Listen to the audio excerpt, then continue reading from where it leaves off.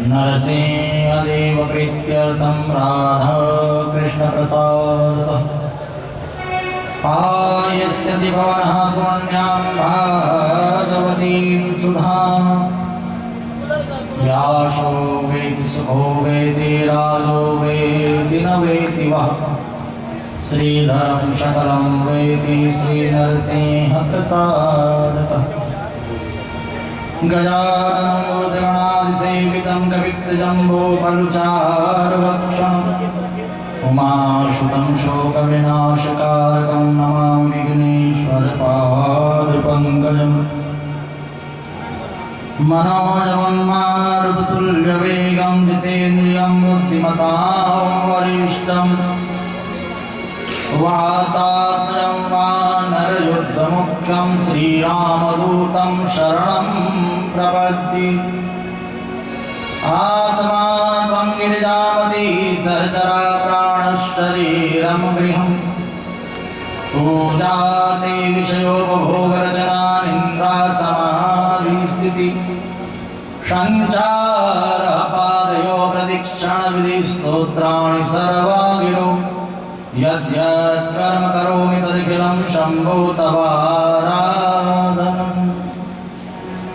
खड्गं चक्रगदेषु चापरिघाञ्चूलं भुषुण्डिं शिरः शङ्खं सन्ददतिं करिस्थिनयनां शरवाङ्गभूषावृताम् नीलाश्मद्युतिमासपाददुस्तां सेवे महाकालिकाम् यामस्तोस्तु विधिहरो कमलजो अन्तं मदं कैटवम् दुर्गेश्वता हृतिभीतिमशेषजन्तो स्वस्ति स्मृतामतिमतीव शुभां ददासि दारिद्र्यदुःखभयारणिका त्वदन्या सर्वोपकारकरणाय सदार्धचित्तः या देवी सर्वभूतेषु भक्तिरूपेण संस्थिता नमस्तस्यै नमस्तस्यै नमस्तस्यै नमो नमः या देवी सर्वभूतेषु शक्तिरूपेण संस्थिता नमस्तस्यै नमस्तस्यै नमस्तस्यै नमो नमः या देवी सर्वभूतेषु मातृरूपेण संस्थिता नमस्तस्यै नमस्तस्यै नमस्तस्यै नमो नमः। ओ सच्चे दरबार की दुर्गे मैया की जय। दुर्गति नाशनी दुर्गा जय जय दुर्गति नाशनी दुर्गा जय जय काल विनाशनी काली जय जय काल विनाशनी काली जय जय दुर्गति नाशनी दुर्गा जय जय दुर्गति नाशनी दुर्गा जय जय दुर्गति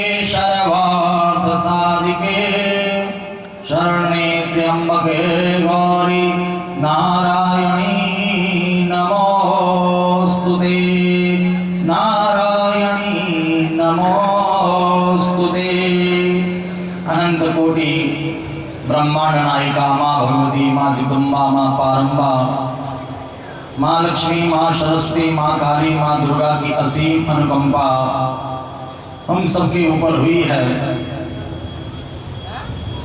जन्मांतरे भवेत् पुण्यम श्रीमद्देवी भागवतीम लभेत्। जन्म जन्मांतरों के पुण्यों का प्रताप है कि जिला कारागार रोशनाबाद में इस जेल में बैठ कर के माँ भगवती का गुणगान, माँ भगवती के दिव्य चरित्रों का श्रवण करने का सौभाग्य हमें प्राप्त हो रहा है।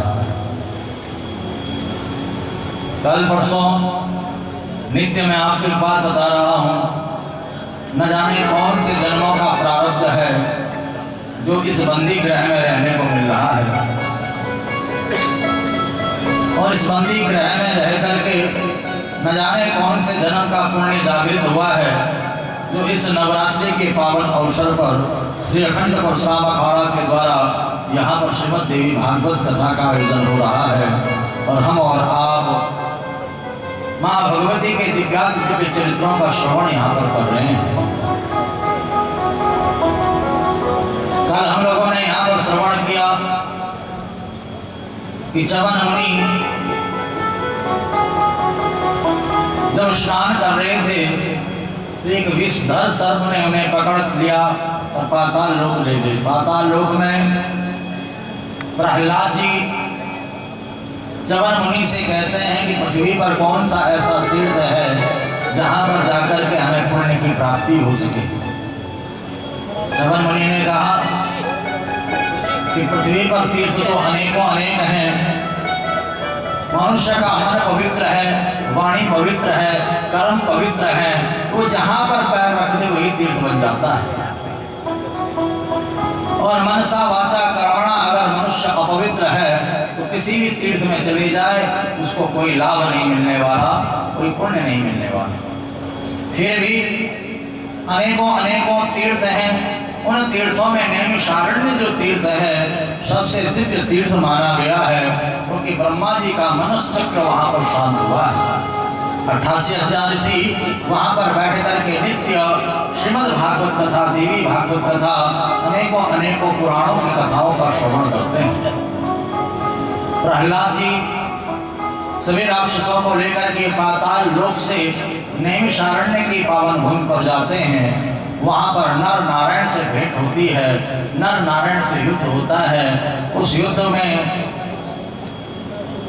प्रहलाद नर नारायण को पराजित नहीं कर पा रहे थे तो भगवान स्वयं नारायण वहाँ पर प्रकट हुए और प्रहलाद ने वहाँ पर भगवान नारायण की स्तुति की।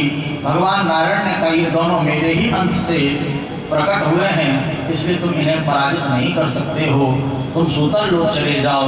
अब यहाँ पर प्रहलाद सूतल लोक को आए हैं। यहाँ पर दिव्य कथाओं का श्रवण आप लोगों ने किया। आप लोगों ने देखा कि शुक्राचार्य शिव की तपस्या करते हैं और भगवान शिव शुक्राचार्य जी से कहते हैं यदि तुम्हें मनोवांछित वर चाहिए तो तुम्हें कठोर तप करना होगा, सर नीचे करके भूसी का धुआं पान करना होगा। और यहाँ पर शुक्राचार्य तपस्या में लीन हो गए। और इधर देवराज इंद्र ने अपनी पुत्री जयंती को शुक्राचार्य जी की सेवा में भेज दिया। और शुक्राचार्य जी तपस्या से जब नेत्र खोलते हैं तो जयंती के साथ विहार करने लग जाते हैं। 10,000 वर्षों तक विहार करने लगे। इतने में स्वयं देवगुरु बृहस्पति शुक्राचार्य जी का रूप धारण करके दैत्यों के पास आते हैं। दैत्य समझते हैं कि हमारे गुरुदेव तप से निवृत्त होकर के आए हैं और बृहस्पति शुक्राचार्य बन करके दैत्यों को ज्ञान देने लग गए। इधर 10,000 वर्षों के बाद जब शुक्राचार्य जी वापिस लौट करके आए तो शुक्राचार्य जी ने दैत्यों को श्राप दे दिया कि तुम्हें पाताल लोक जाना पड़ेगा। और इधर दैत्य और देवताओं में युद्ध हुआ, दैत्य पराजित हुए और पाताल लोक जाना पड़ा। यहाँ पर आप लोगों ने महिषासुर की उत्पत्ति की भी कल कथा श्रवण की। महिषासुर नामक दैत्य की उत्पत्ति दोनों के पुत्र हैं रंभ और करम्ब। रंभ और करम्ब तपस्या करते हैं जल में खड़े होकर के। इंद्र मगरमच्छ का रूप धारण करके आया और करम्ब को मार दिया। रंभ ने कठोर तप करना प्रारंभ किया। अग्निदेव प्रकट हो गए और अग्निदेव से रंभ ने वरदान मांगा कि मुझे ऐसा पुत्र प्राप्त हो जो देवताओं को पराजित कर दे। अग्निदेव ने कहा रंभ तुम यहाँ से जाओ, जिस पर भी तुम्हारा मन मोहित होगा उसी से तुम्हें ऐसा पुत्र प्राप्त होगा, देवताओं को पराजित करने वाला पुत्र। सरोवर के पास रंभ गया, एक महिष एक भैंस को देख करके मोहित हो गया। उसी से महिषासुर की उत्पत्ति हुई। महिषासुर ने ब्रह्मा जी की तपस्या करके ब्रह्मा जी से वरदान प्राप्त किया कि मेरी मृत्यु किसी स्त्री के हाथों हो। अब महिषासुर ब्रह्मा जी से वरदान प्राप्त करके स्वर्ग में जाकर के देवताओं से युद्ध करने लगा। देवता पराजित होकर के स्वर्ग छोड़ करके भाग गए। अब यहाँ पर सभी देवता भगवान नारायण के पास गए और भगवान नारायण ने कहा कि सभी को अपने अपने तेज से एक तेज कुंज एकत्रित करके एक देवी की रचना करनी होगी। तब सभी देवताओं ने अपने अपने तेज से एक देवी को उत्पन्न किया।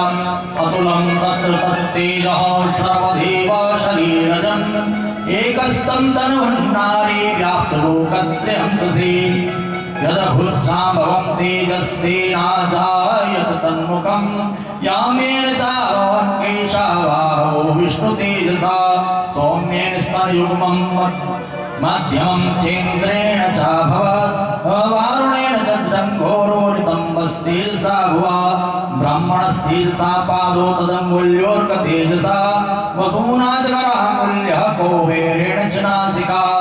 समस्त देवताओं के शरीर से प्रादुर्भूत तेज पुंज से अतुलनीय माँ भगवती का प्रादुर्भाव होता है।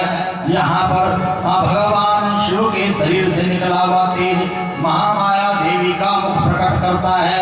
यमराज के तेज से देवी का सिर प्रकट होता है। भगवान विष्णु के तेज से देवी की भुजाएं, चंद्रमा के तेज से माँ भगवती के दोनों स्तन, इंद्र के तेज से माँ भगवती का कटिक भाग, वरुण के तेज से जंघा, पिंडली, पैर, पृथ्वी के तेज से नितंबों की उत्पत्ति होती है। ब्रह्मा के तेज से दोनों पैर तथा सूर्य के तेज से उंगलियां उत्पन्न होती है। अष्टवसुओं के तेज से हाथों के उंगलियां, कुबेर के तेज से नासिका उत्पन्न होती है। प्रजापति के तेज से दंतावली और महाराज अग्नि के तेज से तीनों नेत्र मां भगवती के उत्पन्न होते हैं। संध्या के तेज से भ्रुकुटी, वायु के तेज से कान उत्पन्न होते हैं। इसी प्रकार से सभी देवताओं ने मिलकर के देवी की उत्पत्ति की। तथा समस्त देवानां तेजो राशि समुद्भवां तां विलोक्यवदं प्राप्रोरमरा महिषादिता शूलं शूलादुनिष्कृत्य दधो तस्य पिनाकदे चक्रं च दत्तवान् कृष्णः समुत्पद्य स्वचक्रतः शङ्खं च वर्णं शक्तिं दधो तस्य हुताशनः मारुतोत्ता दत्त्वाश्चापं बाणपूर्णे दधे सुधे। यहाँ पर संध्या के तेज से भ्रुकुटी, वायु के तेज से कान और इसी प्रकार से यहाँ पर संपूर्ण देवताओं से मिलकर के देवी की दिव्य मूर्ति उत्पन्न हुई। पिनाकी भगवान शंकर ने अपने प्रमुख अस्त्र शूल से एक शूल उत्पन्न किया और मां को अर्पण किया। मां भगवान विष्णु ने अपने सुदर्शन चक्र से एक सुदर्शन चक्र को उत्पन्न किया, मां भगवती को अर्पण किया। इसी प्रकार से वरुण ने शंख, अग्नि देवता ने शक्ति, वायु ने धनुष तथा बाण पूरित तर्कस मां को अर्पण किया। और देवराज इंद्र ने अपने वज्र से निर्मित एक वज्र को उत्पन्न करके मां को अर्पण किया। अपना हाथी से के गले में से घंटा उतार करके मां को अर्पण किया। यमराज ने कालदंड मां को दिया। वरुण ने पास, प्रजापति ने स्फटिक माला मां को अर्पण की। सृष्टिकर्ता ब्रह्मा ने अपना कमंडलो मां को अर्पण किया। देवी के समस्त रोम को सूर्य ने अपनी रश्मियों से उत्पन्न किए। और यहाँ पर महाराज मां भगवती की जब उत्पत्ति हुई तो सभी ने मिलकर के माँ भगवती की स्तुति की प्रार्थना की। और दृष्ट्वा मुनियस्तेनां भक्तिनां नम्रतां मूर्तयः दृष्ट्वा समस्त संक्षुब्धं त्रैलोक्यमवरारयः सन्वाग्भिर्सैन्यास्ते समोत्थायुधायुधे आकिमेतद्दिदं क्रोधं दाशावास्महितासुरः। इसके बाद देवी ने अट्टहास किया और देवी का अट्टहास सुन करके सारे देवता कांपने लगे और महिषासुर के जितने भी राक्षस थे सबके सब कंपायमान हो गए। इतना जोर का माँ भगवती का अट्टहास था और इस अट्टहास को सुन करके सारे के सारे दैत्य कांपते हुए महिषासुर के पास जाते हैं और देवी के रूप का वर्णन करते हैं।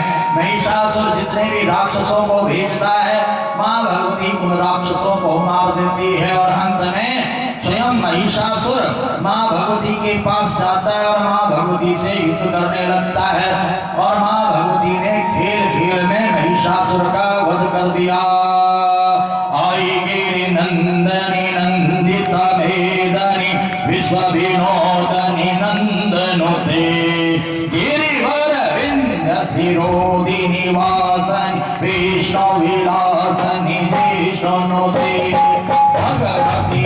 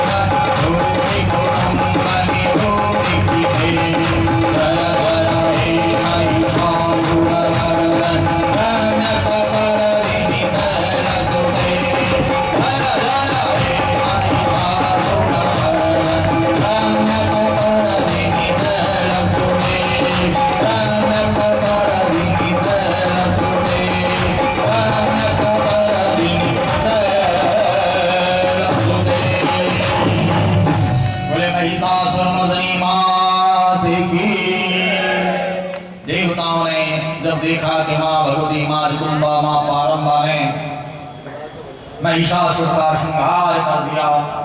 सभी देवताओं ने मिलकर के मां भगवती की सुंदर स्तुति की। श्रीमद् देवी भागवत महापुराण के 5वें स्कंद के 19वें अध्याय का दूसरा श्लोक आप देखेंगे तो यहाँ पर किस प्रकार से देवता मां भगवती की स्तुति कर रहे हैं। ब्रह्मा शुजत्यवति विष्णुरिदं महेशा सत्यातवेवारते ननु चान्तकाले ईशानतेऽपि च भवन्ति तया विहीनास् तस्मात् त्वमेव जगतस्थितिनाशकर्ति ब्रह्मा सृजत्यवति विष्णुरिदं महेशं। देवता कहते हैं कि हे देवी, हे मां भगवती, हे मां जगदम्बा, आपकी ही शक्ति से ब्रह्मा इस जगत का सृजन कर रहे हैं।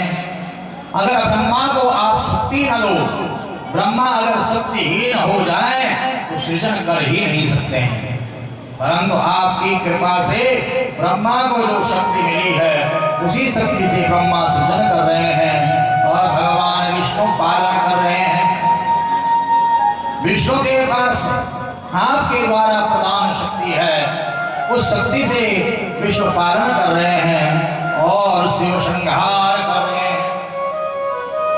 शक्ति के निकल जाने पर शिव भी शव हो जाता है।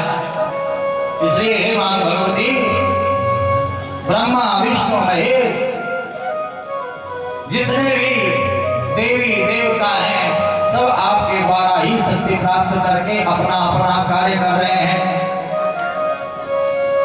आप की शक्ति से रहित हो जाने पर कोई कुछ कर ही नहीं सकता। अतः जगत का सृजन पालन श्रृंगार आपकी ही आज्ञा से हो रहा है। जननी, जो मनुष्य माया के गुणों से प्रभावित होकर के ब्रह्मा विष्णु महेश सूर्य इंद्र अग्नि यम वायु गणेश आदि देवताओं की स्तुति करते हैं, वे अज्ञानी माने गए हैं, क्योंकि इन सब के भीतर आप ही विद्यमान हो। शक्ति के रूप में आप ही विद्यमान हो। क्या वे देवता भी आपकी कृपा शक्ति के बिना उन मनुष्यों को कार्य फल प्रदान कर सकते हैं क्या? जब आपके द्वारा शक्ति देवताओं को मिलती है तभी देवता भी मनुष्यों की कार्य सिद्धि करते हैं। मनुष्य जब देवताओं का अर्चन करते हैं, पूजन करते हैं, अभी प्रातःकाल आपने यहाँ पर पूजन का दर्शन किया। सर्वप्रथम यहाँ पर पूजन में गणेश जी का पूजन किया जाता है। हमारे सनातन परंपरा में 5 देवताओं का मुख्य रूप से पूजन बताया गया है। भगवान सूर्य का पूजन नित्य करना चाहिए, नित्य 5 देवताओं का पूजन। भगवान सूर्य, भगवान गणेश, भगवान शिव, भगवान विष्णु और आद्या शक्ति मां जगदम्बा पारंबा मां भगवती, इन 5 देवताओं का पूजन तो नित्य करना ही चाहिए। बाकी जितना आप ज्यादा पूजन कर सको वो आपके ऊपर है। यहाँ पर सर्वप्रथम गणेश जी का पूजन किया और गणेश जी से प्रार्थना की जाती है कि विघ्नेश्वराय वरदाय शिवप्रियाय लंबोदराय सकलाय जगद्दिताय नागाननाय सिद्धयज्ञ विभूषिताय गौरीसुताय गणनाथ नमो नमस्ते।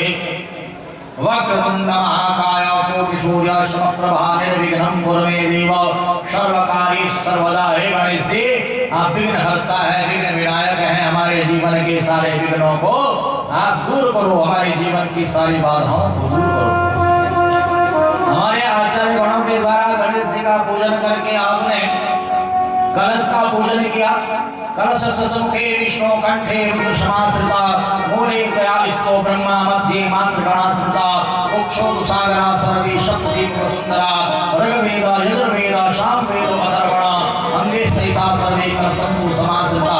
33 कोटि देवी देवताओं का कलश में आवाहन पूजन आपने किया। नवग्रह देवताओं का पूजन करते हुए प्रार्थना की। सूर्यं शौर्यमतीन्द्र च पदवीं शरणमंगलम मंगलः सर्वतिं गुरुं गुरुतां शुक्रं शुकं शोषणे राहुरबाहुबलं करुत्तम केतु कुलशोणतिं नित्यं प्रीतिकरा भवन्ते शर्वेण कूलाग्रह ब्रह्मा मुरारिस्त्रिपुरान्तक महाकारी भानु शशि पुरुषतो बुधश्च गुरुश्च राहु केतु शरवेक शांति कराधवंतो। हमारी जन्म पत्रिका में ग्रह दोष अगर होता है तो अनेकों अनेकों प्रकार के कष्ट, अनेकों अनेकों प्रकार के संकट हमें देखने पड़ते हैं। न चाहते हुए भी कारागार की यातना हमें भोगनी पड़ती है ग्रह दोषों के कारण। यहाँ पर हो सकता है बहुत सारे बंदी ऐसे हों जो निर्दोष हों, फिर भी कारागृह में हैं। क्यों? क्योंकि न जाने कौन सा ग्रह दोष जन्म पत्रिका में है, जिस ग्रह दोष के कारण निर्दोष होते हुए भी आप यहाँ पर विराजमान हैं। तो हमारी जन्म पत्रिका में कोई भी ग्रह दोष है, वह ग्रह दोष दूर हो, इसके लिए नवग्रहों का पूजन किया जाता है। षोडश मातृका माँ भगवती का पूजन आपके द्वारा यहाँ पर किया जाता है। नित्य गौरी पद्मा सची मेधा सावित्री विद्यार्या देवसेना सदा स्वाहा मातरो लोकमात्रति पुष्टि तथा तुष्टि आत्मा। षोडश मातृकाओं के पूजन के माध्यम से माँ भगवती माँ जगदम्बा से प्रार्थना की जाती है कि हे माँ, आपकी कृपा हमारे ऊपर बनी रहे, हमारे को शक्ति मिले, कैसा भी कष्ट हो, कैसा भी संकट हो, उस संकट को, उस कष्ट को सहने की शक्ति माँ भगवती हमें प्रदान करती है। यहाँ पर माँ भगवती का पूजन, देवी देवताओं का पूजन आप लोगों ने प्रातः काल किया, तो देवता भी माँ भगवती की स्तुति करते हुए 5वें स्कंद के 19वें अध्याय में कह रहे हैं कि जो भी मनुष्य जिस भी देवता की आराधना करता, उपासना करता, कोई किसी को मानता, कोई किसी को मानता है, यहाँ पर हर धर्म के लोग हैं, तो जो जिसको भी मानता है उसको शक्ति प्रदान करने वाली कौन है? माँ भगवती, माँ जगदम्बा शक्ति स्वरूपा, जिसका नाम ही शक्ति है। हम जिस देवता का, जिस अपने इष्ट का, जिस का भी हम आराधना उपासना करते हैं, तो शक्ति उसको मातेश्वरी प्रदान करती है। और मातेश्वरी के द्वारा जो शक्ति अमुक देवता को मिलती है, देवता उसी शक्ति से हमारी मनोकामना को पूर्ण करते हैं। हे मातेश्वरी, ब्रह्मा विष्णु महेश तथा अन्य देवता हमेशा आपके चरणों की वंदना करते हैं। हे माता, महर्षि भृगु ने कुपित होकर के भगवान विष्णु को शाप दिया, जिससे उन्हें पृथ्वी पर बारंबार मत्स्य, कूर्म, वाराह, नरसिंह, वामन अवतार लेना पड़ा। उन देवताओं की उपासना करने वाले लोगों को मृत्यु का भय क्यों नहीं होता? हे जननी, जब ब्रह्मा विष्णु महेश आदि देवता आपकी महिमा नहीं जानते, तो सामान्य तुच्छ मनुष्य आपको कैसे जान सकता है? श्रीमद् देवी भागवत महापुराण के 5वें स्कंद के 19वें अध्याय का 31वां श्लोक और 32वां श्लोक यहाँ पर देखिए किस प्रकार से देवी की स्तुति करते हुए देवता कह रहे हैं। सर्वं त्वयेदमखिलं विहितं भवादो त्वं पासि वे हरिहर प्रमुखान् दिगिरीशान् कालेस्ति विश्वमपि ते चैतं भवाद्यं जानन्ति नैव मनुजा वनुमन्द भाग्या हत्वासुरं महिषरूपधरं महोग्रं मातस्त्वया सुरगणा किल सुरक्षितोऽस्म्यं गाते स्तुतिं जननि मन्दियो विधामो वेदागतिं तव यथार्थतया न जगमो। सृष्टि के प्रारंभ में इस संपूर्ण जगत की रचना आपने ही की है। आप ही विष्णु, शिव और प्रमुख देवताओं तथा दिक्पालों की रक्षा करती हैं और प्रलय काल में आप ही संपूर्ण विश्व को अपने में विलीन कर देती हैं। हे देवी, हे भगवती, जब ब्रह्मा आदि देवता भी आपके आद्य चरित्र को नहीं जान पाते हैं, तब मंद भाग्य हम देवता आपको कैसे पहचान सकते हैं? हे माता, आपने महिष का रूप धारण करने वाले अत्यंत उग्र असुर का वध करके इस देवता समूह की रक्षा की। हे जननी, जब वेद भी यथार्थ रूप से आपकी गति नहीं जान पाए, तब हम मंद बुद्धि देवता आपको कैसे जान सकते हैं, आपको कैसे पहचान सकते हैं? वेद व्यास जी महाराज जन्मेजय को कथा श्रवण कराते हुए यहाँ पर बताते हैं कि श्लोक संख्या पांचवें स्कंद के 19वें अध्याय के दूसरे श्लोक से लेकर के 32वें श्लोक तक 31वें श्लोक में देवताओं ने मां भगवती की स्तुति की, जिस स्तुति से प्रसन्न होकर के मां भगवती देवताओं को आशीर्वाद दे करके अभयदान दे करके अंतरित हो जाती है। और साचे दरबार की जय, वो दुर्गे मैया की जय। यहाँ पर जन्मेजय प्रश्न कर रहे हैं, हे व्यास जी महाराज, देवताओं से बंदित देवी वहां से कहां चली गई? स्वर्गलोक में चली गई या वैकुंठ लोक में चली गई या मृत्यु लोक में चली गई? कहां वह महामाया गई है? आप मुझे बताने की कृपा करो। तो यहाँ पर वेद व्यास जी महाराज उत्तर देते हुए कह रहे हैं, देवी भागवत के 5वें स्कंद के 20वें अध्याय का 16वां 17वां 18वां 19वां श्लोक आप देखेंगे तो यहाँ पर संपूर्ण जो है वेद व्यास जी महाराज वर्णन करते हुए कह रहे हैं कि पूर्वं मयाति कथितं मणिद्वीपं मनोहरं क्रीडास्थानं सदा दिव्या वल्लभं परमं श्रुतं यत्र ब्रह्मा हरिष्काणो स्त्री भावं ते प्रवेदिते पुरुषत्वं पुनः प्राप्य श्वानि कार्याणि चक्रणे या सुधा सिंधु मध्येस्ति दीपः परमशोभनं नाना रूपे सदा तत्र विहारं कुरुतेऽम्बिके विसुता संपूजिता देवा सतत्रो गता शिवः यत्र संक्रीडते नित्यं महामाया सनातनी। वेद व्यास जी महाराज कह रहे हैं, हे राजन, पहले मैं आपको रमणीय मणिद्वीप का वर्णन कर चुका हूं। मैं बता चुका हूं देवी के मणिद्वीप के बारे में आपको। वह मां भगवती मां जगदम्बा का क्रीड़ा स्थल है मणिद्वीप, तथा उनके लिए सदा परम प्रिय बतलाया गया है मणिद्वीप, जहां ब्रह्मा विष्णु महेश भी पहुंच करके स्त्री रूप में परिणत हो जाते हैं। अतः पुनः पुरुषत्व को पाकर के अपने अपने कार्य में संलग्न हो जाते हैं। वह परम सुंदर मणिद्वीप सुधा सागर के मध्य में विराजमान है। भगवती जगदम्बा वहां अनेकों अनेकों रूपों में विराजमान रहती है। महिषासुर के वध के पश्चात देवताओं से स्तुति तथा भली भांति पूजित होने पर सनातनी महामाया आद्याशक्ति मां जगदम्बा भगवती शिवा उस मणिद्वीप में चली गई, जहां वह निरंतर विहार करती है। बोले जगदम्बे मात की। व्यास जी महाराज कहते हैं कि हे राजन, उन सर्वेश्वरी भगवती की महानता को कोई नहीं जान सकता है। वह देवी दानव मानव समस्त जीवों की जननी है। वे अपने भक्तों पर अनुराग करती है। वे देवी सभी स्थानों पर विराजमान है। देवास्तां निर्गता वीक्षा देवीं सर्वेश्वरीं तथा रविंशोर्भवं चक्रो भूमिपाला महाबला दत्त्वा राज्यं तदा तस्मै देवा इंद्र पुरोगमा स्वकीये वाहने सर्वे जगमोष्वान्यालयानि ते। श्रीमद् देवी भागवत महापुराण का 5वें स्कंद का 20वें अध्याय का 22वां श्लोक है। यहाँ पर व्यास जी महाराज कहते हैं, उन सर्वेश्वरी भगवती को अंतर्हित देख करके देवताओं ने सूर्य वंश में उत्पन्न महाबली एवं सभी शुभ लक्षणों से संपन्न अयोध्यापति शत्रुघ्न नामक पराक्रमी राजा को महिषासुर के सुंदर आसन पर आसक्त कर दिया, अभिषेक कर दिया। इस प्रकार इंद्र आदि सभी देवता शत्रुघ्न को राज्य प्रदान करके अपने अपने वाहनों पर आरूढ़ होकर के अपने अपने स्थानों को चले गए।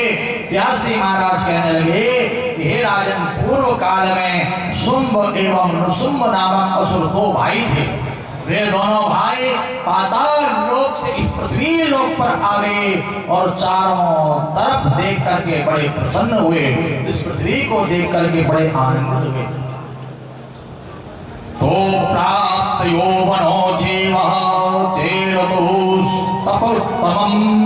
अन्नोदकं परित्यज्य पुष्करे लोकपावने वर्षाणां युतं यावत् योग विद्यापरायणो एकत्रे वासनं कृत्वा ते पाते परमं तपः। श्रीमद् देवी भागवत महापुराण की 5वें स्कंद की 21वें अध्याय का 11वां श्लोक आप देखेंगे।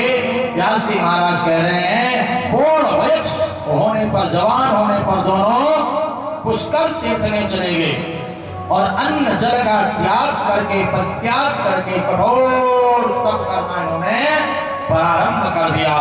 योग साधना में तत्पर रहने वाले शुंभ और निशुंभ एक ही आसन पर बैठ करके 10,000 वर्षों तक तपस्या करते हैं, पूरा 10,000 वर्षों तक तप करते हैं। अंत में समस्त लोगों के पिता भगवान ब्रह्मा जी उन पर प्रसन्न हो गए और हंस पर बैठ करके, ब्रह्मा जी का वाहन हंस है, हंसारूढ़ होकर के ब्रह्मा जी ध्यान मग्न होकर के बैठे हुए उन दोनों को देख करके कहने लगे कि हे महाभाग, तुम दोनों उठो, मैं तुम लोगों की तपस्या से प्रसन्न हूं, तुम लोगों को जो भी अभिष्ट वर चाहिए बताओ, मैं अवश्य तुम्हें वरदान दूंगा। ब्रह्मा जी को अपने सामने देख करके दोनों भाई बड़े प्रसन्न होते हैं, शुंभ और निशुंभ। श्रीमद् भागवत महापुराण के 5वें स्कंद के 21वें अध्याय का 25, 26 और 27वां श्लोक देखिएगा। शुंभ और निशुंभ किस प्रकार से वरदान मांग रहे ब्रह्मा जी से कि पुरुषेरमराध्यश्च मानवेर्मृगपक्षी अध्वस्वं कृपया सिंधु तेनो वांछितं वरम नारी परवती कास्ति यानो नासं करिष्यति न विवेव स्त्री कामं त्रैलोक्ये जराचरे अवध्यो भारतो शास्त्रं नेरभ्य पंकजोद्भवा भयं न स्त्री जन्मेभ्य स्वभावदवराईशा। शुंभ निशुंभ प्रणाम करके कहते हैं कि हे ब्रह्मा, देवता, मनुष्य, मृग, पक्षी, कोई भी पुरुष जाति हमें मार न सके, यही अभिष्ट वरदान हमें प्रदान कीजिए। परंतु हमारी मृत्यु हो तो किसी स्त्री के हाथों, क्योंकि जब ये सब हमें मार नहीं सकते, मनुष्य मार नहीं सकता, देवता मार नहीं सकते, दानव मार नहीं सकते, पशु पक्षी हमें मार नहीं सकता, कोई पुरुष हमें मार नहीं सकता है, तो भला कोई साधारण स्त्री हमें कैसे मार सकेगी। हे ब्रह्मन, हम दोनों भाई पुरुष से अवध्य हो, पुरुष हमें मार ही न सके। इस प्रकार ब्रह्मा जी उन्हें तथास्तु कह करके अपने लोक चले गए। इसके बाद उन्होंने शुक्राचार्य को अपना पुरोहित बना दिया। शुक्राचार्य ने उत्तम दिन और शुभ नक्षत्र देख करके शुंभ को एक दिव्य सिंहासन पर बिठा दिया और दानवों का मुखिया बना दिया। बलवान चंडमुंड दोनों भाई अपनी समस्त सेनाओं को लेकर के शुंभ निशुंभ के पास आ गए। धूम्रलोचन और पराक्रमी रक्तबीज भी अपनी अक्षौणी सेनाओं को लेकर के पहुंच गए। और इसके बाद देवताओं में और दैत्यों में बड़ा भारी युद्ध प्रारंभ हो गया। देवताओं को पराजित करके शुंभ निशुंभ स्वर्ग में जाकर के विराजमान हो गए। इंद्रम पदम ददाते न गृहीतम बलवत्तया कल्पादप संयुक्तम कामधेनो समन्वितम। 5वें स्कंद के 21वें अध्याय का 46वां श्लोक है। तब उस शुंभ ने अपने पराक्रम के प्रभाव से कल्प वृक्ष को, स्वर्ग में कल्प वृक्ष है, देवताओं की जो कामना होती है, देवता उस कल्प वृक्ष के नीचे जाते हैं और पलक झपकते ही देवताओं की कामना पूरी हो जाती है। परंतु जब देवता उस कल्प वृक्ष के पास जाकर के मोक्ष की कामना करते हैं तो वे कल्प वृक्ष मना कर देता है कि मैं मोक्ष नहीं दे सकता। सब कुछ देने का सामर्थ्य है स्वर्ग के कल्प वृक्ष में, केवल मोक्ष को छोड़ करके। परंतु इस पृथ्वी लोक पर भी एक कल्प वृक्ष है जिसे श्रीमद् देवी भागवत महापुराण कहा जाता है। बोले श्रीमद् देवी भागवत महापुराण की। देवी भागवत रूपी कल्प वृक्ष की शरण में यदि कोई आ जाए तो भुक्ति मुक्ति ददाति देवी भागवतम, समस्त भोगों को देवी भागवत दे देती है और साथ ही साथ मोक्ष को भी प्रदान कर देती है। बोली श्रीमद् देवी भागवत महापुराण की। यहाँ पर शुक्र ने कल्प वृक्ष को अपने अधीन कर दिया, कामधेनु गौ को अपने अधीन कर दिया। इंद्र के जितने भी अधिकार थे सभी अधिकारों को छीन लिया। सभी देवता भयभीत होकर के गिरिकंदराओं में छुप गए। समय बड़ा बलवान होता है। बलवंतो महाभागा बहुव्या धन संयुता कार्य दुःखम तथा दैन्यम मानवंती नराधिपा। बलशाली, बड़े भाग्यवान, महान ज्ञानी तथा धन संपन्न व्यक्ति भी विपरीत समय आने पर दुख एवं कष्ट को भोगता है। चाहे कितना भी धन संपन्न हो, कितना भी भाग्यशाली हो, कितना भी महान हो, अपने कर्म फल से कोई बच नहीं सकता। अवश्यमेव भोक्तव्यम कृता कर्म शुभाशुभम। श्रीमद् देवी भागवत महापुराण में लिखा हुआ है अवश्यमेव भोक्तव्यम कृता कर्म शुभाशुभम। मनुष्य चाहे शुभ कर्म करे चाहे अशुभ कर्म करे, उसका फल अवश्य भोगना पड़ता है। कर्म हमारे बीच की तरह पड़े रहते हैं, समय आने पर अंकुरित होते हैं। एक है क्रियामान कर्म जो हम वर्तमान समय पर कर रहे हैं, एक है संचित कर्म जो हमने करके जो इकट्ठा कर रखा। बैंक बैलेंस से कहते हैं, बैंक में इकट्ठा कर रहा है, एफडी बना करके छोड़ रखा है, एलआईसी के रूप में जो है इकट्ठा हम कर रहे हैं, संचित कर्म। और दूसरा होता है प्रारब्ध कर्म, जिसे हम भोग रहे हैं, जिसे हम भोग रहे हैं, प्रारब्ध कर्म। अब आप कहो कि इस जन्म में आपने कोई ऐसा गलत काम नहीं किया, फिर भी आप यहाँ पर फंसे हुए हैं। यहाँ पर मैं आपसे पूछता हूँ सच्चे दिल से, महामारी के चरणों में हाथ उठा करके बताना कि कौन ऐसा व्यक्ति है जो यहाँ पर बिना अपराध के है? सारे के सारे बिना अपराध के हो। पक्की बात है, कहते हैं ना झूठे केस में। एक बार दोबारा आप सच्ची सच्ची महामारी के सामने हो,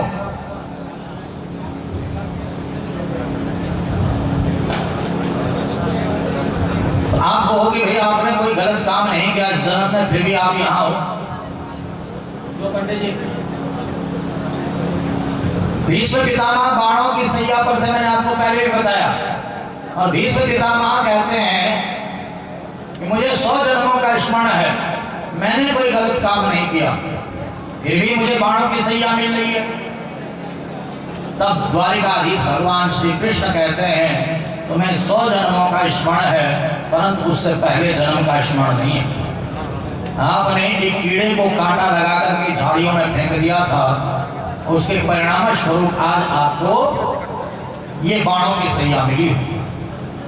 का इतने जन्म मेरे बीत गए तब मुझे ये दंड नहीं मिला, और इस जन्म में कहा कि कर्म बीज की तरह पड़े होते हैं और समय आने पर अंकुरित होते हैं। ऐसे ही न जाने कौन से जन्म का आपका किया गया पाप है जो निर्दोष होते हुए भी आप दोषियों की भांति इस कारागृह में।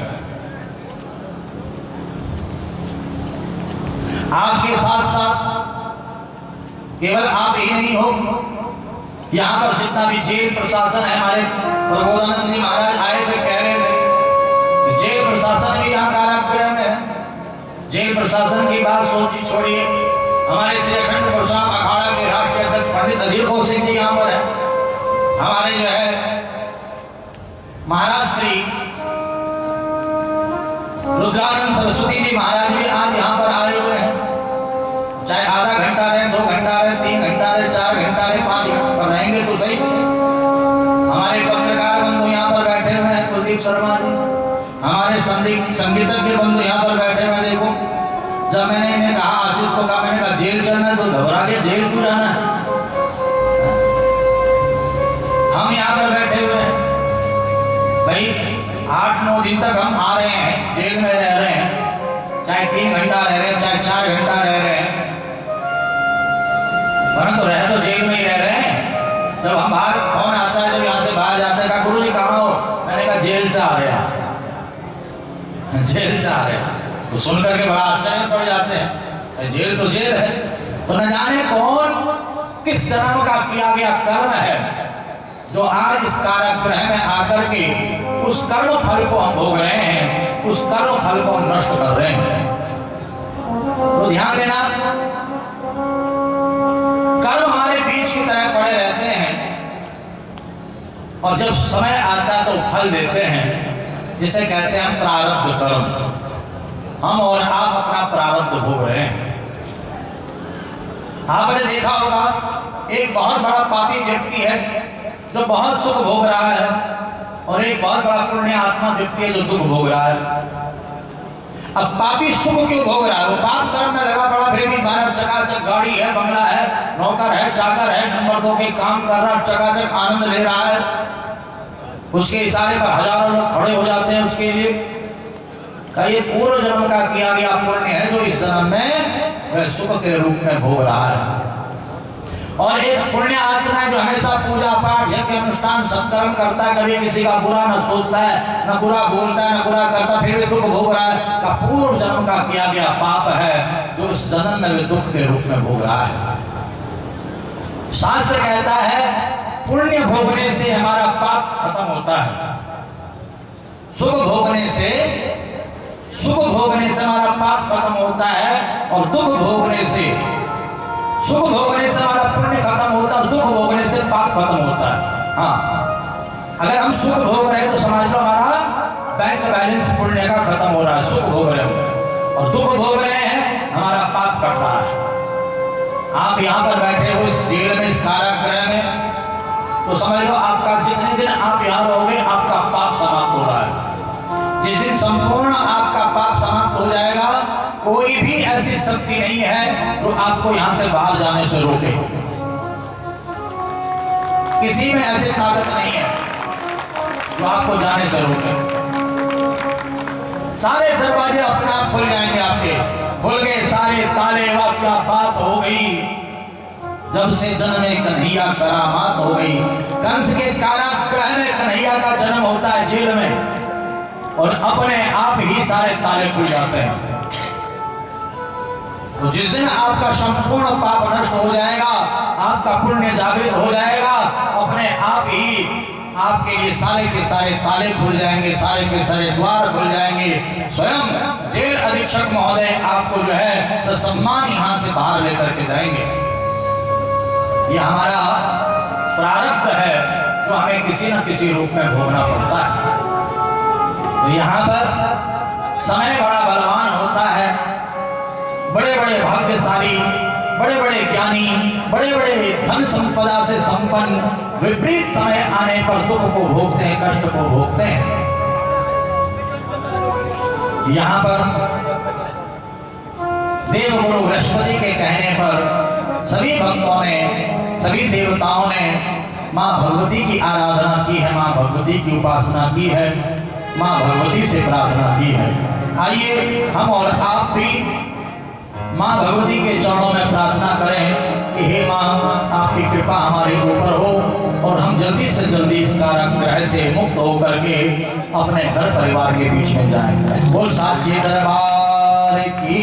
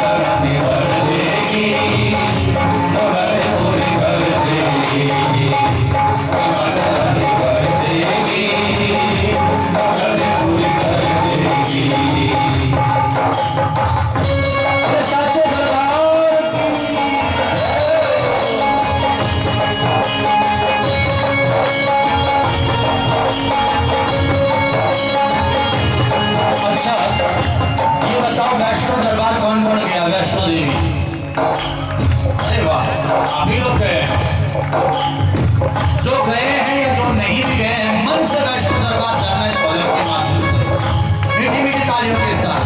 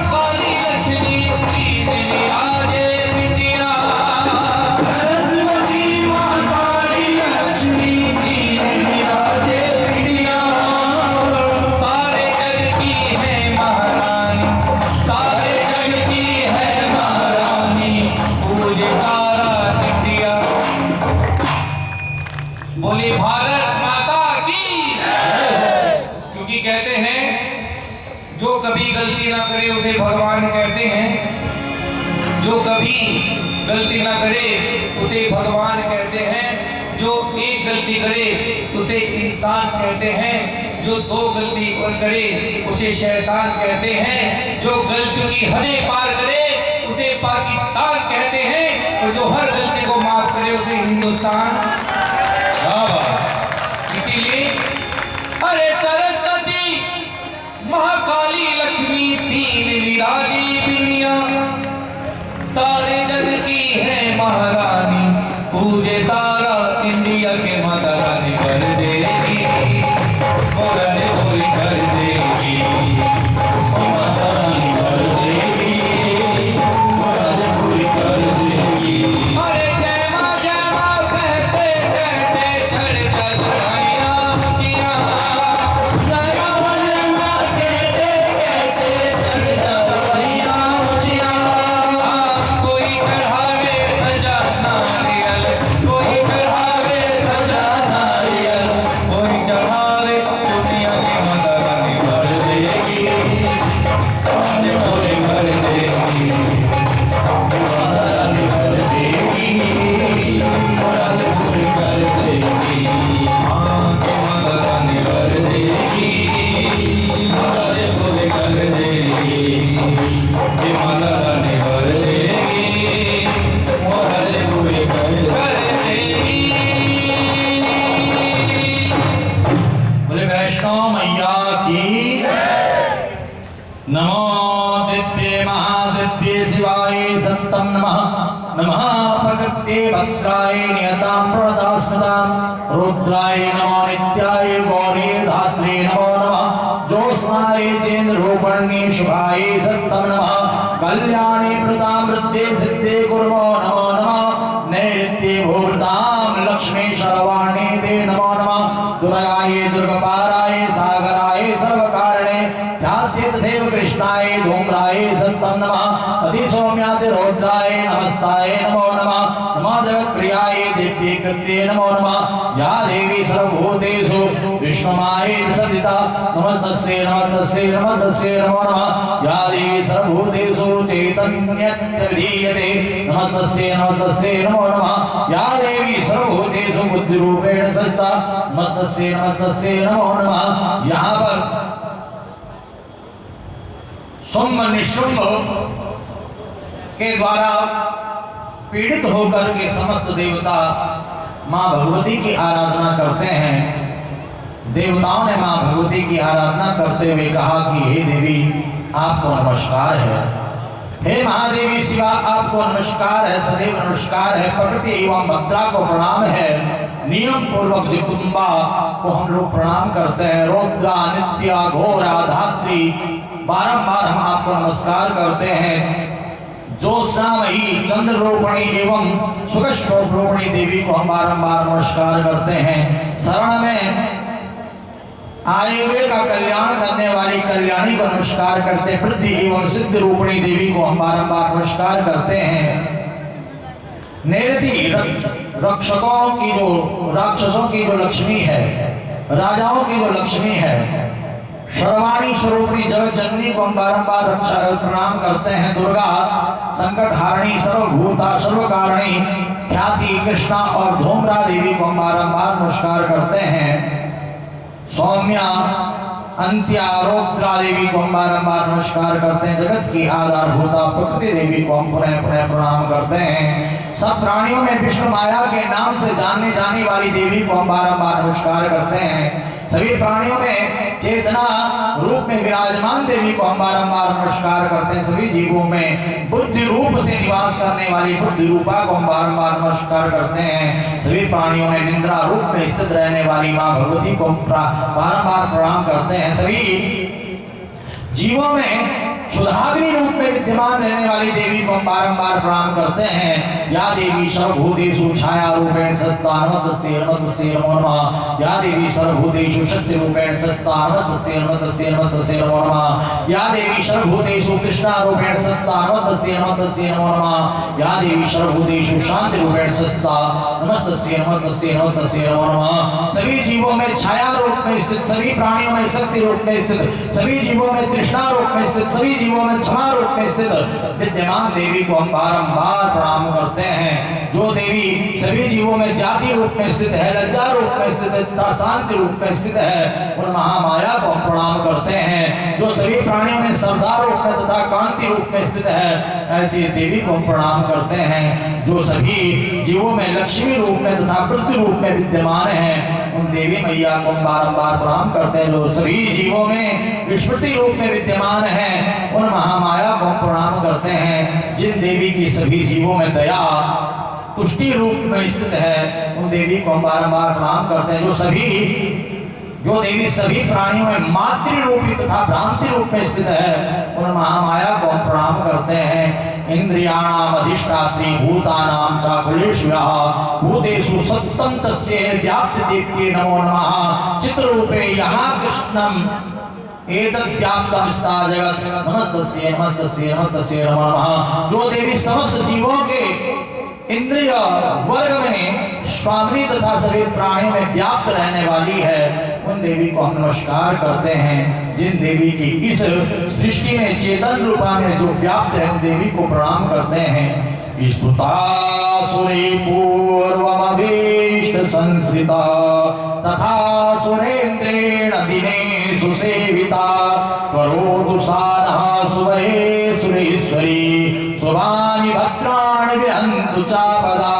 प्राचीन काल में अपने इष्ट सिद्धि की पूर्ति होने से देवों ने जिस स्तवन से देवी की स्तुति की है, आज देवी उस स्तुति से प्रसन्न हो जाती है।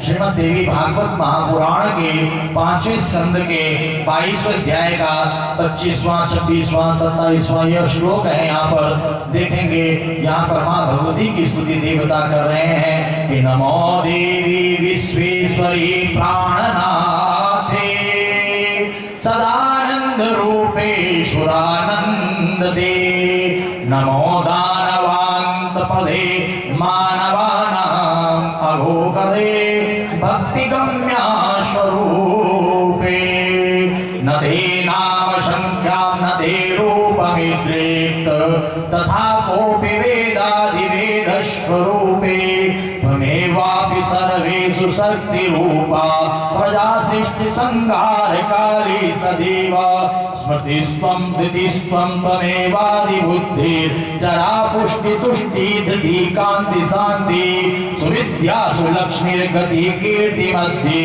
त्वमेवासि विश्वस्य बीजं पुरा। यहाँ पर सभी प्रार्थना करते हुए कहते हैं कि हे माँ भगवती, हे स्वामिनी, सदा आनंद रूपा में रहने वाली देवी को आनंद प्रदान करने वाली, भक्तों को सदा सर्वदा आनंद देने वाली, हे देवी आपको नमस्कार करते हैं। दानवों का अंत करने वाली, मनुष्यों को समस्त कामनाएं पूर्ण करने वाली भगवती को हम बारंबार प्रणाम करते हैं। यहाँ पर 5वें स्कंद के 22वें अध्याय के 25वें श्लोक से लेकर के 42वें श्लोक तक 18 श्लोक में यहाँ पर देवताओं ने माँ भगवती की स्तुति की है। कहने का अभिप्राय यह है, जो भी मनुष्य माँ भगवती की स्तुति करता है, जो भी माँ भगवती से प्रार्थना करता है, माँ भगवती उसकी मनोकामना को पूर्ण कर देती है। यहाँ पर देवताओं ने माँ भगवती की स्तुति की है और माँ भगवती प्रसन्न होकर के वेद व्यास जी महाराज कह रहे हैं, शत्रुओं का संनाश करने वाली, शत्रुओं का विनाश करने वाली माँ भगवती वहां पर पार्वती के विग्रह से, पार्वती के केश से अंबिका रूप में प्रकट हुई है। बोले अंबिका मैया की, अंबिका मैया की,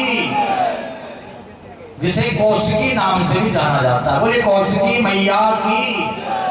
पार्वती के विग्रह से कौशिकी के निकल जाने पर पार्वती का जो स्वरूप था वह कृष्ण वर्णा हो गया और माँ का नाम कालिका पड़ गया। बोले कालिका मैया की।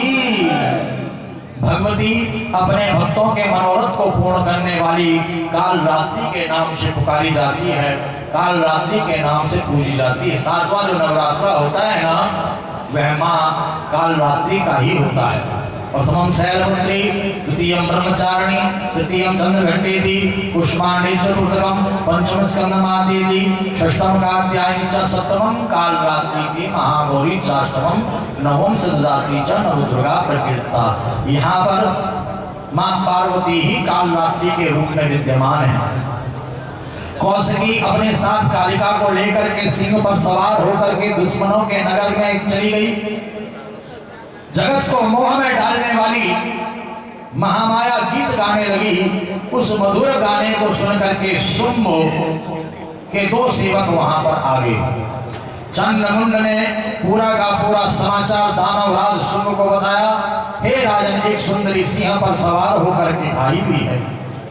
हे नृपश्रेष्ठ, आप यह पता लगाएं कि ये किसकी पुत्री है, ये किसके यहाँ आई हुई है, उसके बाद उसे यहाँ हमारे पास लेकर के आए। यहाँ पर चंद्रमुंड कहते हैं कि हे राजन, आप देवताओं के संपूर्ण रत्न अपने अधीन कर चुके हो, तो फिर वह नृपश्रेष्ठ इस सुंदरी को भी आपके अधीन होना चाहिए, इस सुंदरी को भी आपके पास रहना चाहिए। चंद्रमुंड की बात सुनकर के शुंभ ने सुग्रीव नामक दैत्य को कहा कि उस सुंदरी को मेरे पास लेकर के आओ। सुग्रीव ने वहां पर जाकर के सिंह सवार जगदम्बा को प्रणाम किया और कहने लगा, हे सुंदरी, आपकी सुंदरता के विषय में सुनकर के दैत्यपति शुंभ ने मुझे आपके पास भेजा है। उन्हें आपको प्रणाम करके प्रेम पूर्वक आपसे एक वचन कहा है, आप उसे सुनिए। देखिए, श्रीमद् देवी भागवत महापुराण के 5वें स्कंद के 23वें अध्याय में यहाँ पर सुग्रीव नामक दैत्य 41, 42, 43, 44 इन श्लोकों में देवी मैया से शुंभ का संदेश सुनाते हुए कह रहा है कि देवमयाजिता शरवे त्रैलोक्याधिपति स्वहं यज्ञ भागहं कांते गृहामि स्थिता सदा ऋतसाराकृतं नूनं धौर्म्या रत्न विवर्जिता यानि रत्नानि देवानां तानि चाहृतवानहं भोक्ताहं सर्वरत्नानां त्रिषु लोकेषु भामनी वशानुगासुरा सर्वे मम दैत्यास्य मानवः। हे सुंदरी, मैंने सभी देवताओं को जीत लिया है। इस समय मैं तीनों लोकों का स्वामी हूँ। मैं यहाँ रहते हुए सदा यज्ञ भाग प्राप्त करता हूँ। मैंने स्वर्ग लोक के सभी वस्तुएं छीन ली हैं और उन्हें रत्न विहीन कर लिया है। देवताओं के पास जो भी रत्न था वे मैंने सब हर लिया है। मैं तीन लोक का स्वामी हूँ, सब देवता मेरे वश में हैं। हे भामनी बनो नारी मेरी, सब रत्न मेरे घर रहते हैं। जब दूत ने शुंभ के ऐसे वचन उस महामाया के सामने, महाभगवती के सामने कहे, तो मां भगवती दूत की बात सुनकर के कहती कि हे दूत, मैं भी शुंभ के गुण सुन करके यहाँ पर आई हूँ। मैंने पहले यह प्रतिज्ञा की है कि मेरे सम्मान बलवान रण में जो मुझे जीत लेगा, जो युद्ध में मुझे पराजित कर लेगा, वही मेरा पति होगा। अर्थात जो मेरे दर्पण को, जो मेरे अभिमान को, जो मेरे अहंकार को चूर्ण कर देगा, जो मुझे युद्ध में पराजित कर देगा, मुझे संग्राम में जीत लेगा, जो मेरे सम्मान बलवान होगा, वही मेरा स्वामी बनेगा। दूत ने यहाँ पर कहा कि हे देवी, भला अभिमानी दानव तुम्हारे केस पकड़ करके, जो दानव है, जो दानव श्रेष्ठ है, जो शुंभ है, तुम्हें केस पकड़ करके बलात् यहाँ से लेकर के जाएगा, तब तुम मानोगी। देवी ने कहा, हे दूत, ज्यादा बातें मत करो, तुम जाकर के शुंभ से कहो कि मुझे युद्ध में पराजित कर दो। हे दूत, कहो निज राजा को, जो त्रिभुवनपति कहलाता है, ले जीत मुझे संग्राम में, मेरा पति वह कहलाता है। दूत ने शुंभ के पास जाकर के देवी की गई घोषणा को सुनाया। शुंभ यहाँ पर धूम्रलोचन से कहता कि हे धूम्रलोचन, तुम विशाल सेना को लेकर के जाओ और जाकर के उस देवी को पराजित करके मेरे पास लेकर के आओ। धूम्रलोचन यहाँ पर शुंभ की आज्ञा को प्राप्त करके युद्ध करने के लिए चल पड़ता है और यहाँ पर धूम्रलोचन और मां काली के बीच में विशाल युद्ध का वर्णन श्रीमद् देवी भागवत महापुराण के 5वें स्कंद के 25वें अध्याय में मिलता है। यहाँ पर 21वें श्लोक में 22वें श्लोक में धूम्रलोचन का वध किस प्रकार से मां भगवती करती है उसका वर्णन किया गया है। काल सदृश भयंकर धूम्रलोचन मां भगवती मां काली को देख करके घबरा गया और मां काली ने जैसे ही हुंकार मारी तो वहीं पर हुंकारेणेव ते भस्मं चकारं तरसाम्बिका, देवी के हुंकार से ही धूम्रलोचन भस्म हो गया। और काली मैया की यहीं पर शुंभ की आज्ञा को पाकर के चंडमुंड मां भगवती से युद्ध करने के लिए पहुंच गए। चंडमुंड ने मां भगवती से मां काली से खूब युद्ध किया और इस युद्ध में मां काली ने चंडमुंड का भी संहार कर दिया। बोले चंडमुंड मर्दनी मात की। इतने में रक्त बीज वहां पर पहुंच गया। रक्त बीज जो भगवान शिव की तपस्या करता है और शिव से वरदान प्राप्त करता है कि मेरे शरीर से जो रक्त की बूंद पृथ्वी पर गिरे उस रक्त से ही हजारों रक्त बीज उत्पन्न हो जाए। तो ऐसा रक्त बीज जिसकी एक रक्त की बूंद से ही हजारों रक्त बीज उत्पन्न हो जाते थे, वो रक्त बीज जब युद्ध करने के लिए मां काली के समक्ष आया तो मां काली ने जैसे ही उस पर बाण का प्रहार किया उसके शरीर से रक्त निकला और हजारों लाखों रक्त बीज वहां पर प्रकट हो गए और देवी से युद्ध करने लगे। इतने में मां भगवती ने खड्ग और खप्पर लिया। खड्ग से रक्त बीज का धड़ काटती गई और खप्पर में उसके रक्त को भरती गई और रक्त बीज का रक्त पान करती गई और ऐसे करते करते समस्त रक्त बीजों का रक्त पान करके मां भगवती ने रक्त बीज का भी यहाँ पर श्रृंगार किया। और काली मैया की रक्त बीज का वध हो गया तो शुंभ मां भगवती से युद्ध करने के लिए चल पड़ा। शुंभ ने मां भगवती से युद्ध करना प्रारंभ किया। अनेकों प्रकार की माया का प्रयोग करता गया, अनेकों प्रकार के अस्त्र शस्त्रों का प्रहार करता गया और मां भगवती यहाँ पर अपना खड्ग धारण करके यहाँ पर शुंभ का भी वध कर देती है और निशुंभ का भी वध कर देती है। इस युद्ध में जब शुंभ निशुंभ का वध हो गया तो देवता पुष्प वृष्टि करने लगे और मां भगवती की स्तुति करने लगे।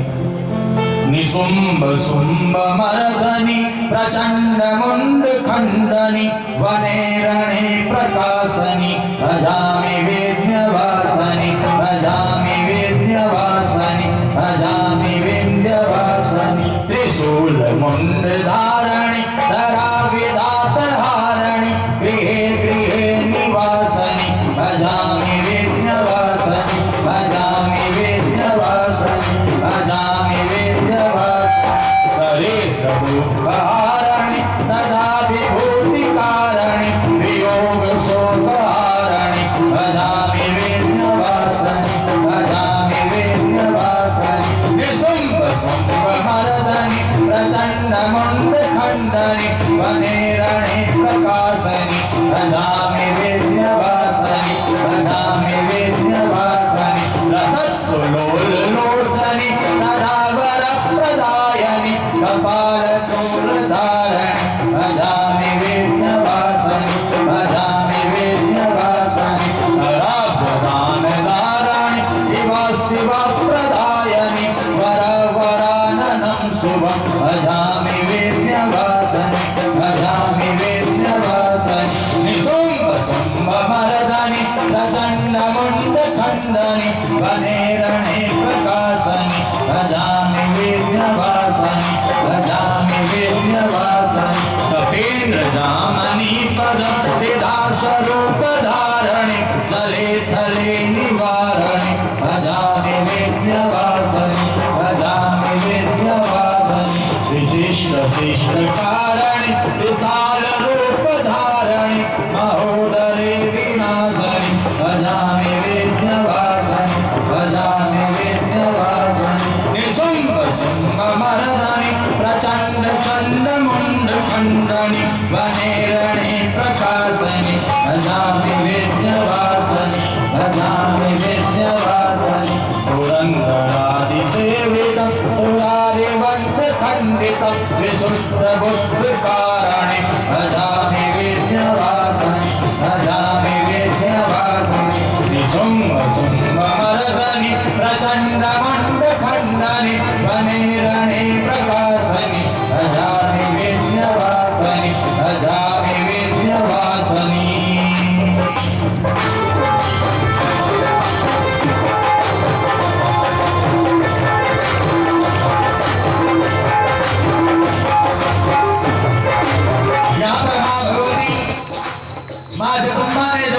शुंभ का वध कर दिया, रक्त बीज का रक्त पान कर दिया।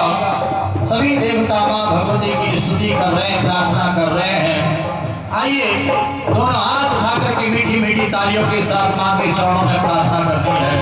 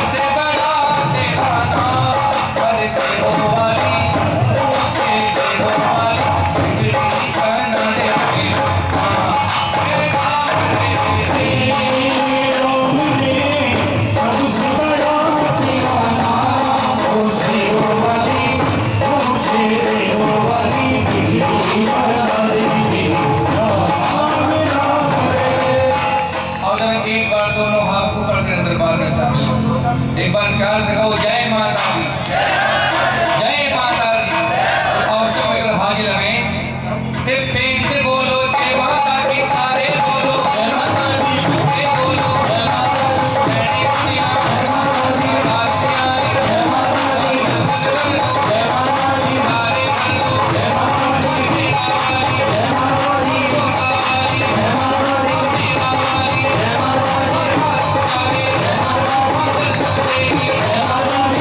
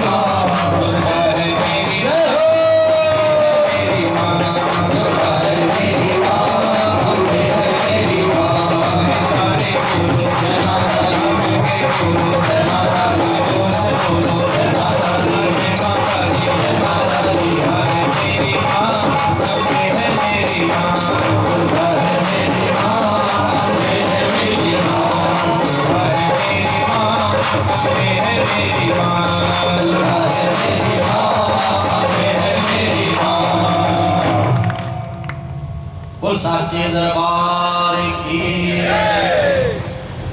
यहाँ पर शुंभ निशुंभ मर्दनी माँ भगवती की, माँ दुर्गा की आराधना जो करता है, माँ भगवती उसके ऊपर कृपा करती है। आगे वेद व्यास जी महाराज राजा जन्मेजय को कथा का श्रवण कराते हुए राजा सूरथ की कथा भी श्रवण कराते हैं। इति संचित्य मनसा राजा परम दुर्मना एकाकी हयमारुह्य निजगामा पुरातता असहायोऽथ निर्गत्या गहनं वनमाश्रितः चिन्तयामास मेधावीपगतं मुख्य पुनः। श्रीमद् देवी भागवत महापुराण के 5वें स्कंद के 32वें अध्याय का 19वां 20वां श्लोक आप देखेंगे। यहाँ पर राजा सूरथ, एक समय मैलिच्छों ने महाराज सूरथ पर आक्रमण कर दिया, घमासान युद्ध हुआ, राजा के कुछ मंत्रियों ने विश्वासघात कर दिया, राजा की हार हो गई। राजा सोचने लग गया ये लोभ के वशीभूत होकर के मुझे पकड़ करके मार देंगे या मरवा देंगे। इस प्रकार अपने मन में विचार करके अत्यंत दुखी राजा सूरथ घोड़े पर आरूढ़ होकर के अकेले ही नगर से निकल पड़ा। ये बिना किसी सहायक को साथ लिए नगर से बाहर निकल करके घने जंगल में चले गया। प्रतिभा संपन्न राजा सूरथ सोचने लगा कि अब मुझे कहाँ जाना चाहिए। तो तपस्वी सुमेधा का पवित्र आश्रम वहां पर दिखाई दिया। वहां जाकर के राजा सूरथ घोड़े पर होकर के सवार राजा जंगल में आए हैं। जहां मुनि सुमेधा रहते थे उस ही आश्रम में आए हैं। जहां सुमेधा मुनि का आश्रम है, जाकर के उनके चरणों में गिर पड़े। मुनि ने राजा का धीरज बांधा, परिचय पूछा। राजा ने अपना पूरा का पूरा कष्ट सुनाया। सुमेधा मुनि बोले कि आप किसी आश्रम में निर्भीक होकर के रहिए, मेरी तपस्या के प्रभाव से यहाँ कोई भी आपको भय नहीं है। राजा सूरथ वहीं रहने लगा। एक दिन राजा वृक्ष के नीचे चिंतातुर होकर के बैठा था, तभी वहां पर एक विषादग्रस्त, एक दुखी वैश्य आया। राजा ने उस वैश्य से उसका परिचय पूछा और वैश्य ने दीनता भरे वचनों में कहना प्रारंभ कर दिया कि मित्र, मैं वैश्य जाति में उत्पन्न हूँ, समाधि मेरा नाम है, मैं धनवान, धर्म कार्यों में निपुण, सत्यवादी और ईर्ष्या से रहित हूँ। फिर भी धन के लोभी और कुटिल स्त्री पुरुष ने मुझे घर से निकाल दिया।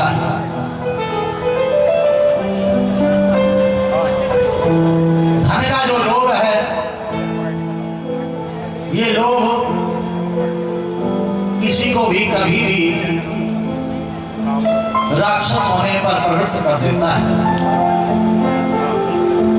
ध्यान देना, एक जगह पर कथा चल रही थी, महात्मा जी कथा सुना रहे थे और किसी ने महात्मा जी से प्रश्न किया कि महाराज, पाप का बाप कौन है?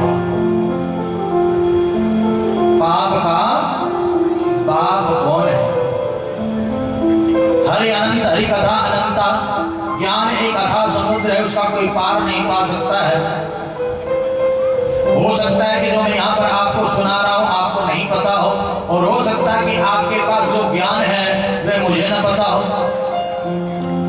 सबके अंदर कोई ना कोई कला है, सबके अंदर कोई ना कोई अटूट ज्ञान छुपा पड़ा है, सबके अंदर कोई ना कोई एक ऐसी विद्वता है जिस विद्वता के प्रभाव से आप यश और कीर्ति को कमा सकते हो। यहाँ पर देखिए, महाराज ने कहा जब मुझे पता चलेगा कि पाप का बाप कौन है मैं तो आपको जरूर बताऊंगा। अब वो जो महाराज श्री थे, वो महाराज जी थे जो कथा सुना रहे थे, वो जब भी जो मिले उससे यही पूछे कि पाप का बाप कौन है। सब बड़े आश्चर्य में पड़ गए जब स्वयं महाराज जी को नहीं पता कि पाप का बाप कौन है तो हम कैसे बताएं। महाराज जी सबसे पूछने लगे, आप में से यहाँ पर कोई ऐसा हो जिसे पता हो कि पाप का बाप कौन है, हाथ खड़ा करके बताओ, कौन है पाप का बाप? जोरदार तालियां एक बार।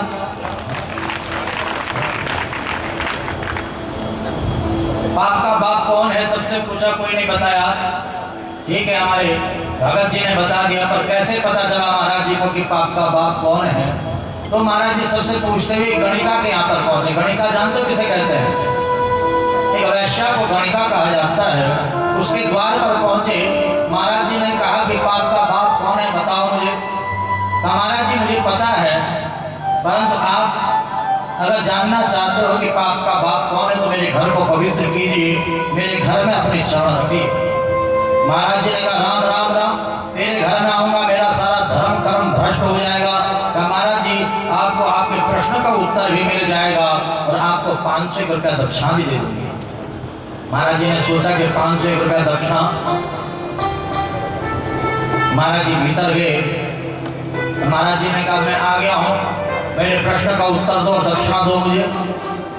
कहा महाराज जी जब आप आ ही गए हो तो घर पर भोजन भी कर लो। राम राम राम, तेरे घर पर भोजन? एक काम करो महाराज जी, भोजन आप बना लो, आप खुद खा लो, 1100 रुपये दक्षिणा दूंगी। महाराज जी ने कहा 1100 रुपये का सवाल है। फिर महाराज जी से उस गणिका ने कहा महाराज जी एक काम करती हूँ, मैं दक्षिणा 2100 रुपया आपको दे दूंगी, बना मैं लेती हूँ, खा खुद लेना। महाराज जी ने सोचा 2100 रुपये की बात है, कोई देख भी नहीं रहा, चलो बना ले। जैसे उसने सुंदर भोजन पकवान बनाया और महाराज जी खाने बैठे। का महाराज जी दक्षिणा 5100 रुपये दूंगी, मेरे हाथ से आप खा लो। महाराज जी ने सोचा कि पूरी कथा जो है 9 दिन की बांसता हूँ तो भी 5100 रुपया नहीं मिलता है, चलो बढ़िया 5100 रुपया एक झटके में मिल जाएगा, प्रश्न का उत्तर मिल जाएगा। और महाराज जी बिल्कुल तैयार हो गए। जैसे ही उस गणिका ने निवाला तोड़ा और महाराज जी को खिलाने लगी, महाराज जी ने मुंह खोला, उसने वह निवाला नीचे रखा, जोर का झापड़ दिया। महाराज जी आपने प्रश्न किया था कि पाप का बाप कौन है? ये जो हमारे भीतर लोभ है, ये लोभ ही पाप का बाप है। हमारे भीतर जो लोभ है, जो लालच है, वह लोभ और लालच के वशीभूत होकर के हम गलत मार्ग पर चलते हैं। जब तक हमारे लोभ की पूर्ति नहीं होती है, लालच की पूर्ति नहीं होती है, तब तक हम पाप मार्ग पर चलते रहते हैं। अनेकों प्रकार के झूठ बोलते हैं, अनेकों प्रकार की ठगी करते हैं, अनेकों प्रकार के लोगों को हम धोखा देते हैं। हम पाप ही पाप करते रहते हैं और उस पाप के परिणाम स्वरूप एक दिन हमें किसी न किसी कारणवश दुख भोगना पड़ता है, कष्ट भोगना पड़ता है। इसलिए यदि आप लोग चाहते हो कि हम पाप से बचें तो सर्वप्रथम अपने भीतर के लोभ का त्याग करो। यही श्रीमद् देवी भागवत हमें संदेश दे रही है। प्रयास करो, ये संभव नहीं है इसके काल में, इस वर्तमान समय पर कि हम संपूर्ण लोभ का त्याग कर सकें, परंतु फिर भी प्रयास करो अपने भीतर से लोभ और लालच को मिटाओ। जिस दिन आपके भीतर से लोभ और लालच मिट जाएगा, उस दिन आप कभी कोई पाप नहीं करोगे, हमेशा पुण्य करोगे, अच्छे काम करोगे। अरे भगवान से धन्यवाद कहो कि ऐसे भी लोग हैं जो देखना चाहते पर देख नहीं पाते हैं, सुनना तो चाहते सुन नहीं पाते, बोलना तो चाहते बोल नहीं पाते, खाना तो चाहते खा नहीं पाते, चलना तो चाहते चल नहीं पाते। भगवान ने देखने को दिया, सुनने को दिया, बोलने को दिया, खाने को दिया, चलने को दिया, परिवार दिया, क्या नहीं दिया भगवान ने? फिर भी काहे को लोभ करते हो, काहे को लालच करते हो? भगवान का धन्यवाद। अच्छे अच्छे कर्म करो, कभी भी जीवन में कोई कमी नहीं आएगी, हमेशा जीवन में सुख समृद्धि की वृद्धि होगी। हालांकि व्यासपीठ से कथावाचक बड़े बड़े संत, बड़े बड़े महंत, बड़े बड़े मंडलेश्वर, बड़े बड़े महामंडलेश्वर, बड़े बड़े शंकराचार्य कहते हैं लोभ मत करो, लालच मत करो, परंतु सबसे ज्यादा लोभ लालच हमारे ही भीतर होता है। होता है कि नहीं होता? होता। उपदेश देने वाले आपको बहुत मिलेंगे, परंतु जो लोभ लालच का त्याग करके उपदेश देगा, ऐसा उपदेशक आपको बहुत कम मिलेंगे। एक महाराज जी थे, उनके पास एक माँ अपने बच्चे को लेकर के गई। बच्चा बहुत मीठा खाता था, हर समय मीठा खाता था। माँ को बड़ी चिंता हो गई कि तो 24 घंटे मीठा खाता है कि बीमार ना पड़ जाए। तो महाराज जी के पास गई, महाराज जी मेरा बच्चा बहुत मीठा खाता है, आप इसका मीठा छुड़वा दो। महाराज जी ने कहा 15 दिन बाद आना। ये महिला 15 दिन बाद अपने बच्चे को लेकर के अपने महाराज जी के पास गई।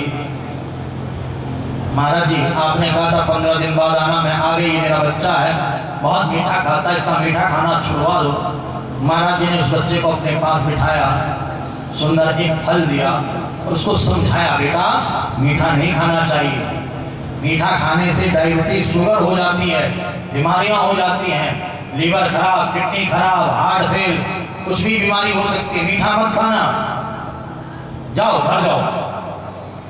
और उस माँ ने देखा कि बच्चे ने मीठा खाना सच में छोड़ दिया। 15 दिन हो गए, 20 दिन हो गए, महीना हो गया, तो बच्चा मीठे को हाथ ही नहीं लगाता। माँ को बड़ा आश्चर्य हुआ। माँ उस बच्चे को लेकर के पुनः महाराज जी के पास गई। महाराज जी, जब मैं आपके पास पहली बार आई तो आपने उस समय पे क्यों नहीं समझाया बच्चे को? आपने क्यों कहा 15 दिन बाद आना? आप उसी समय समझा देते, बच्चा मीठा खाना। महाराज जी ने कहा, हे देवी, मैं तुझे क्या बताऊं, सबसे ज्यादा मीठा तो मैं भी खाया करता था। पहले मैंने प्रयास किया 15 दिन कि मैं मीठा छोड़ सकता हूँ कि नहीं छोड़ सकता हूँ। अगर मैं छोड़ सकता हूँ तब जाकर के कोई और भी छोड़ सकता है।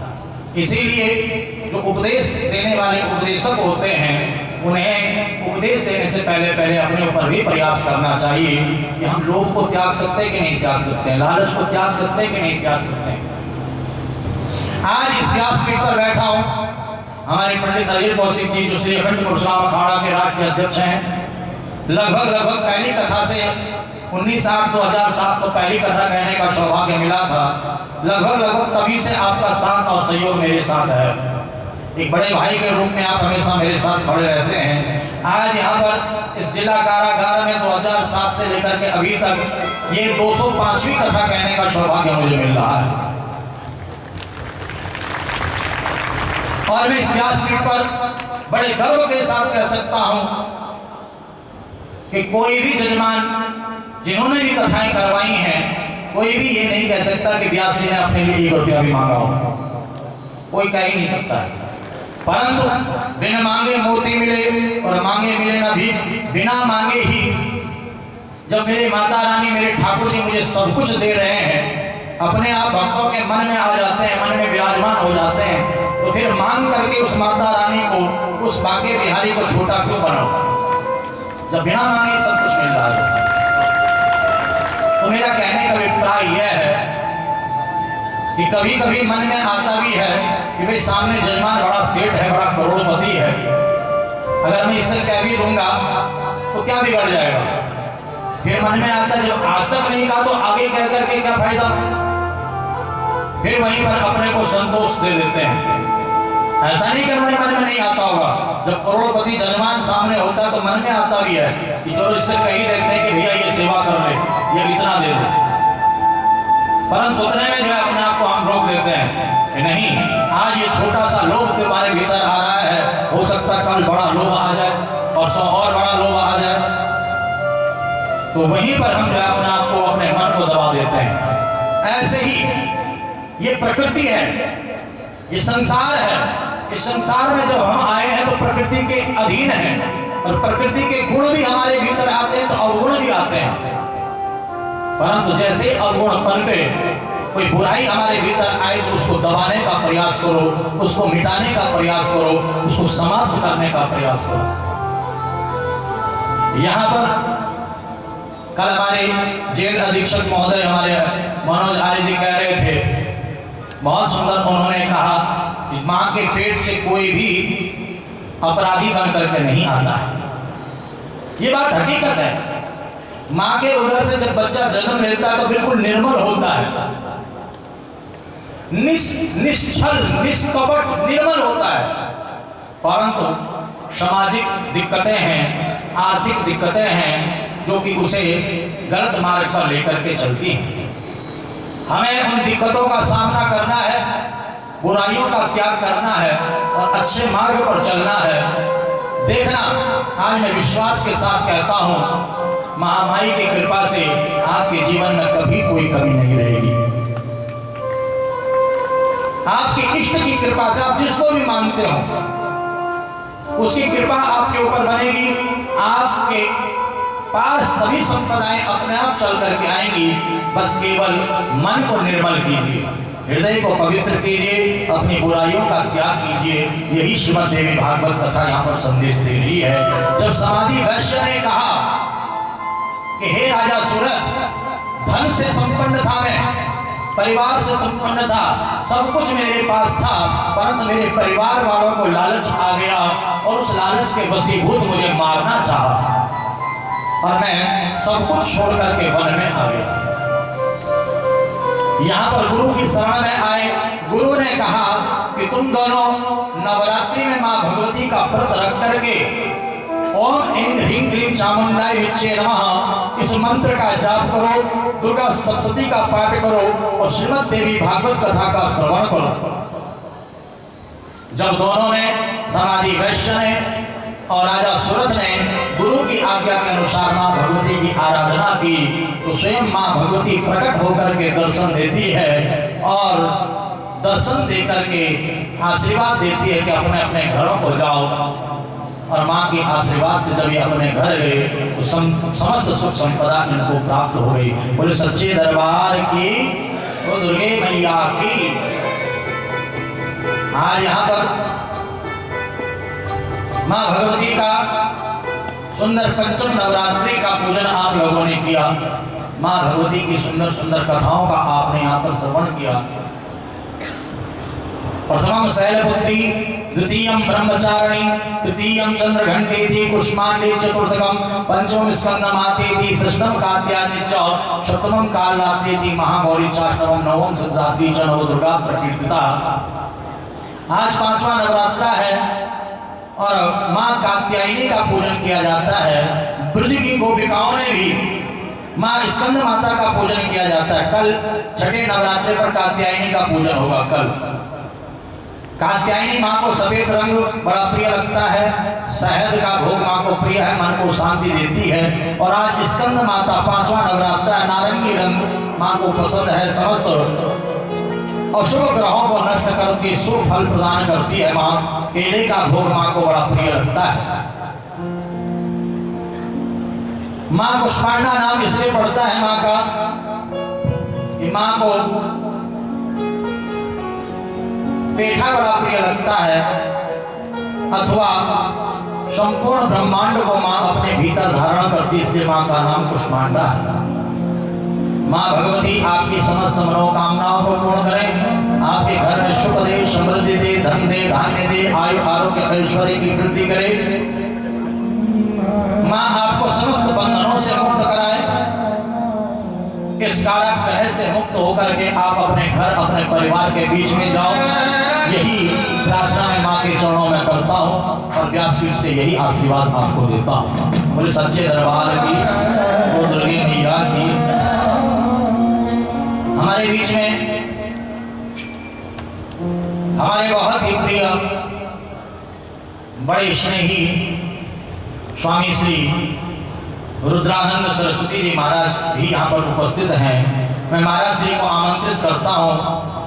महाराज श्री अपने सुंदर सुंदर आशीर्वचनों से यहाँ पर जितने भी हमारे भाई, हमारे बहन, हमारी माताएं उपस्थित हैं, इन्हें कृतार्थ करें। महाराज श्री बड़े ही ज्ञानी हैं, बड़े ही विद्वान हैं, वेदों में बड़े ही निपुण हैं और साथ ही साथ गुरुकुल भी महाराज श्री का बड़ा सुंदर चलता है।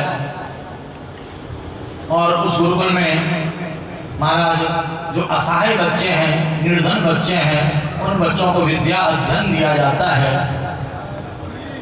विद्या अध्ययन कराया जाता है। ऐसे महाराज श्री हमारे बीच में उपस्थित हुए हैं। श्री अखंड परशुराम अखाड़ा के राष्ट्रीय सचिव है महाराज जी, हमारे अध्यक्ष जी महाराज श्री को लेकर के आए हैं। मैं चाहता हूं कि महाराज श्री का आशीर्वाद आप सबको प्राप्त हो। पूज्य महाराज।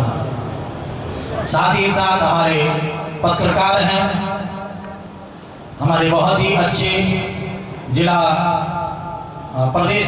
अध्यक्ष हैं हमारे कुलदीप शर्मा जी। मैं आपको भी आमंत्रित करता हूं। पूज्य महाराज।